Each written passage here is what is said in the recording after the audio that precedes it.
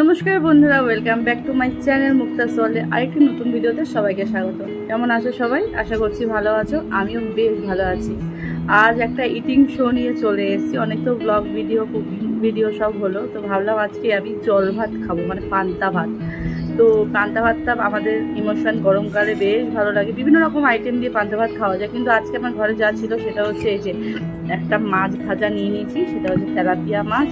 এখানে নিয়েছি কুমড়ো আলু বটি, আর নিয়েছি শুকনো লঙ্কা ভাজা। শুকনো লঙ্কা ভাজা আর কাঁচা পেঁয়াজ দিয়ে পান্তা ভাত দারুণ খাওয়া হয়ে যায়। তো ভাবলাম চলো খাবো যখন একটা ইটিং শো করেই নিই, কেন আমি অনেককেই দেখি যে পান্তা ভাত খায়, যে সেটা একটা ইটিং শো করে। তো আমার ইচ্ছা হলো যে বন্ধুদের সাথে শেয়ার করবো। আর এখানে দেখো নুন নিচ্ছি, কাঁচা নুন, মানে আয়রনযুক্ত নুন খাই না, এটা হচ্ছে সন্দক নুন।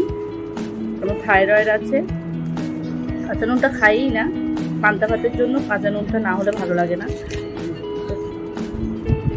পুরোটা তো দেখো ভাত নিয়ে নিয়েছি, একটু বেশিই নিয়েছি ভাত। ওদিকে লাইভ চলছে টিকে ভাইয়ে, আমি বলে আসলাম আমি খেয়ে নিই। আর এই আইডিটা বার করলাম, আর এই আইডিটা দিলাম, কেন এটা দিয়ে ভিডিও করবো তাই।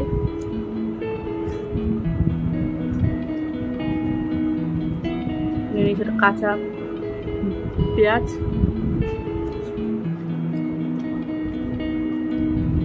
লঙ্কা ভাজার যে গন্ধটা, ওটাই ভালো লাগে বেশ।